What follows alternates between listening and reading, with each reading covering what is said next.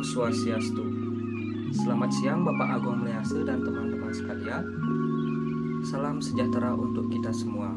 Perkenalkan, nama saya Nyoman Penggawi Kata dengan NPM 193312138 selaku kelompok penyaji dan perwakilan dari kelompok 5. Nah, kelompok kami akan membahas yaitu tentang kelembagaan dan instrumen pasar modal. Adapun kerangka yang akan kami bahas yaitu yang pertama yaitu struktur pasar modal Indonesia dan yang kedua yaitu instrumen pasar modal. Nah, selanjutnya sebelum kita mengetahui apa itu dan bagaimana itu struktur pasar modal Indonesia dan instrumen pasar modal, alangkah baiknya kita terlebih dahulu mengetahui apa itu pasar modal itu sendiri. Nah, selanjutnya apa itu pasar modal akan dijelaskan oleh teman saya. Terima kasih. Perkenalkan, nama saya Kadek Priyandana, NPM 088. Di sini saya akan melanjutkan yaitu tentang pasar modal. Menurut Undang-Undang Republik Indonesia Nomor 8 Tahun 1995 tentang pasar modal adalah kegiatan yang bersangkutan dengan penawaran umum dan perdagangan efek. Perusahaan publik yang berkaitan dengan efek yang diterbitkannya serta lembaga dan profesi yang berkaitan dengan efek. Pasar modal adalah sarana bertemunya perusahaan maupun institusi lain, misalnya pemerintahan, yang membutuhkan dana dari masyarakat untuk pengembangan usaha, ekspansi, penambahan modal kerja, dan lain-lain dengan masyarakat yang hendak menginvestasikan dana mereka. Pasar modal di Indonesia berada di bawah pengawasan Otoritas Jasa Keuangan atau OJK. Selanjutnya yaitu ada Badan Struktur Pasar Modal Indonesia. Di atas ada Otoritas Jasa Keuangan, di bawahnya ada Bursa Efek Indonesia (BEI). Selanjutnya ada Lembaga Keliling dan Penjaminan, Keliling Penjamin Efek Indonesia (KPEI). Selanjutnya ada Lembaga Penyimpanan dan Penyelesaian Kustodian Sentral Efek Indonesia (KSEI). Di bawah Bursa Efek ada Perusahaan Efek Indonesia, yaitu penjamin emisi, perantara pedagang efek, manajerial dan investasi. Selanjutnya ada Lembaga Penunjang, yaitu Biro Administrasi Efek, Bank Kustodian, Wali Amanat, dan Pemeringkat Efek. Selanjutnya ada profesi penunjang yaitu akuntan, notaris, penilai, dan konsultan hukum. Selanjutnya ada pemodal yaitu domestik dan asing. Selanjutnya ada emiten yaitu perusahaan publik dan reksadana. Selanjutnya yaitu struktur pasar modal Indonesia, yaitu yang pertama ada Otoritas Jasa Keuangan (OJK). Pasar modal diawasi oleh Otoritas Jasa Keuangan atau OJK. OJK didirikan dengan tujuan agar seluruh kegiatan di sektor jasa keuangan terselenggara secara teratur, adil, transparan, dan akuntabel, mampu mewujudkan sistem keuangan yang tumbuh secara berkelanjutan dan stabil, serta mampu melindungi kepentingan konsumen dan masyarakat. Tugas utama OJK adalah melakukan pengaturan dan pengawasan terhadap kegiatan jasa keuangan di sektor yang pertama perbankan, yang kedua pasar modal, yang ketiga asuransi, yang keempat dana pensiunan, yang kelima lembaga pembiayaan, yang keenam lembaga jasa keuangan lain termasuk ke dalam industri keuangan non-bank (IKNB). Sebelumnya tugas, fungsi, dan wewenang OJK berada di bawah Badan Pengawasan Pasar Modal (Bapepam). Namun berdasarkan Undang-Undang Nomor 21 Tahun 2011, tugas, fungsi, dan wewenang Bapepam dialihkan oleh Otoritas Jasa Keuangan (OJK) sebagai lembaga pengawas pasar modal Indonesia dan lembaga non-bank. Yang kedua ada Bursa Efek Indonesia (BEI). Di bawah pengawasan OJK terdapat Bursa Efek Indonesia (BEI) sebagai satu-satunya penyelenggara perdagangan efek di Indonesia.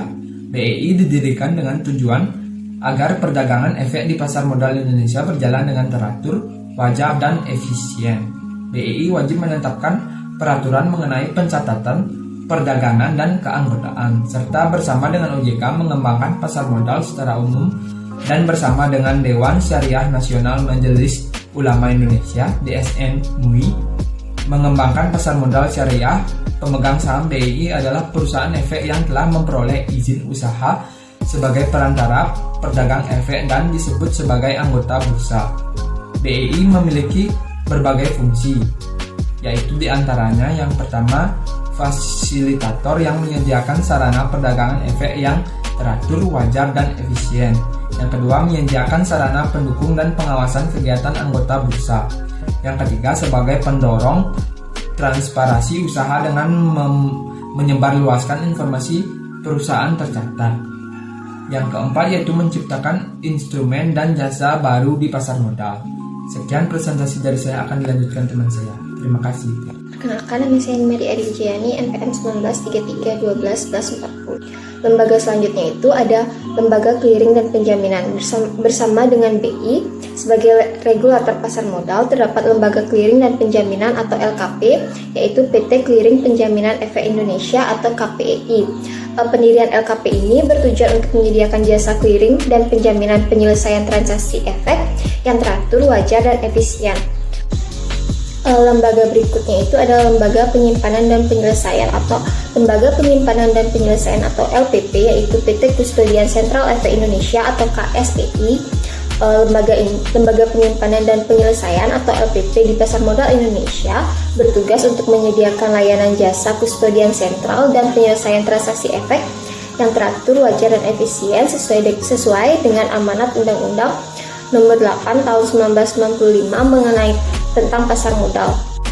Lembaga berikutnya itu ada perusahaan efek. Perusahaan efek ini adalah pihak yang melakukan kegiatan usaha dan memiliki izin dari Otoritas Jasa Keuangan sebagai penjamin emisi efek, perantara pedagang efek, dan manajer investasi. Yang pertama, sebagai penjamin emisi efek adalah pihak yang membuat kontrak dengan emiten untuk melakukan penawaran umum bagi kepentingan emiten dengan atau tanpa kewajiban untuk membeli sisa efek yang tidak terjual. Dan yang kedua itu sebagai perantara pedagang efek, itu adalah pihak yang melakukan kegiatan usaha jual beli efek untuk kepentingan sendiri ataupun pihak lain. Dan yang ketiga itu adalah sebagai manajer investasi, adalah pihak yang kegiatan usahanya mengelola portofolio efek untuk para nasabah atau mengelola portofolio investasi kolektif untuk sekelompok nasabah, kecuali perusahaan asuransi, dana pensiun, dan bank yang melakukan sendiri kegiatan usahanya berdasarkan peraturan perundang-undangan yang berlaku. Sekian presentasi dari saya. Perkenalkan, saya Adi Prasanti, NPM 179. Di sini saya akan melanjutkan presentasi dari teman saya mengenai struktur pasar modal. Yang selanjutnya ada lembaga penunjang. Lembaga penunjang adalah institusi penunjang yang turut serta mendukung pengoperasian pasar modal yang berfungsi dan bertugas untuk melakukan pelayanan kepada pegawai dan masyarakat umum. Yang selanjutnya ada profesi penunjang. Profesi penunjang adalah pihak yang terdaftar di Otoritas Jasa Keuangan yang persyaratan dan tata cara pendaftarannya ditetapkan dengan peraturan pemerintah. Yang selanjutnya ada pemodal. Pemodal adalah nasabah dari perantara pedagang efek yang mengadministrasikan rekening efek nasabah dan bank kustodian. Berdasarkan negaranya, dapat dibedakan menjadi dua, yaitu investor asing dan investor domestik. Investor juga dapat dibedakan menjadi dua, yaitu investor perseorangan dan investor intuisi. Sekian presentasi dari saya, akan dilanjutkan oleh teman saya. Baik, saya akan melanjutkan presentasi dari teman saya. Saya Niluka De Aimani, NPM 180. Selanjutnya yaitu emiten. Emiten adalah pihak yang melakukan penawaran umum, yaitu penawaran efek yang dilakukan oleh emiten untuk menjual efek kepada masyarakat berdasarkan tata cara yang diatur dalam peraturan undang-undang yang berlaku. Emiten dapat berbentuk orang perseorangan, perusahaan, usaha bersama, asosiasi, atau kelompok yang terorganisasi. Materi selanjutnya yaitu instrumen pasar modal. Secara umum, instrumen pasar modal di Indonesia terdiri dari dua jenis produk investasi pasar modal, yaitu saham dan obligasi. Yang pertama, saham. Saham atau stok merupakan salah satu instrumen pasar keuangan yang paling populer. Menerbitkan saham merupakan salah satu pilihan perusahaan ketika memutuskan untuk pendanaan perusahaan. Saham merupakan instrumen yang banyak dipilih oleh investor.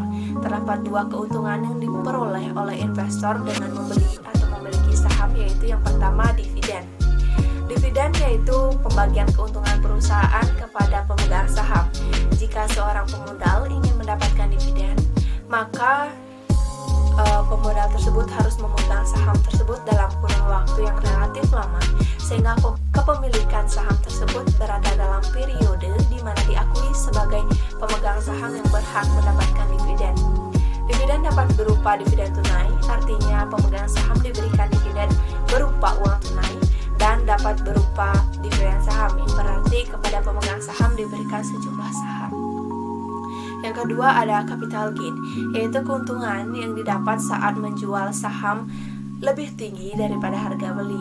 Berdasarkan hak klaimnya, saham dibagi menjadi dua, yaitu saham biasa atau common stock dan saham preferen atau preference stock. Instrumen yang kedua yaitu obligasi. Obligasi merupakan surat utang jangka menengah panjang yang dapat dipindahtangankan. Surat ini berisi janji dari pihak penerbit kepada pihak pembeli obligasi. Berdasarkan penerbitnya, obligasi dapat dibedakan menjadi obligasi korporasi, yaitu diterbitkan oleh perusahaan swasta nasional, termasuk BUMN dan BUMD. Yang kedua, obligasi negara atau government bonds, yaitu obligasi yang diterbitkan oleh pemerintah. Berdasarkan jenisnya, obligasi dapat dibedakan menjadi dua, yaitu obligasi konvensional dan obligasi syariah. Keuntungan yang akan diperoleh bila membeli obligasi yaitu mendapatkan kupon atau fee secara periodik dari efek bersifat utang yang dibeli. Yang kedua, memperoleh capital gain dari penjualan efek bersifat utang di pasar modal.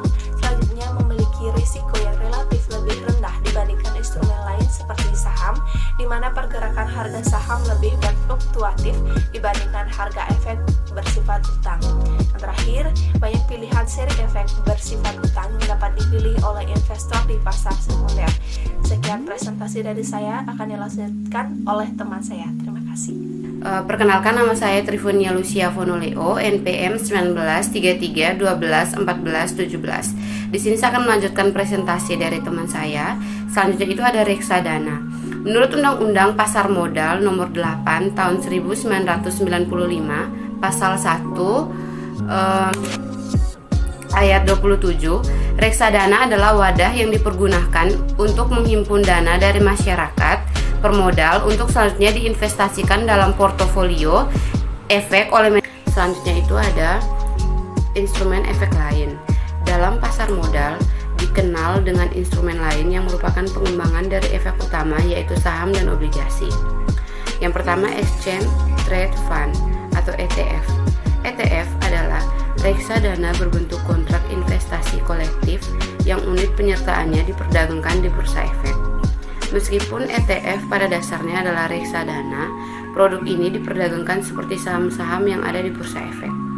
ETF merupakan penggabungan antara unsur reksadana dalam hal pengelolaan dana dengan mekanisme saham dalam hal transaksi jual maupun beli. Pengawasan ETF dilakukan oleh 3 pihak, yaitu OJK, BEI, dan KSEI. Beberapa keunggulan investasi pada ETF dibandingkan dengan alternatif investasi lainnya. Yang pertama, mudah dan fleksibel, dapat dibeli dan dijual kapanpun selama jam perdagangan seperti layaknya saham. Yang kedua, rendah biaya dan resiko, manajemen fee ETF lebih rendah dibandingkan reksadana, resiko rendah karena likuiditas terjamin.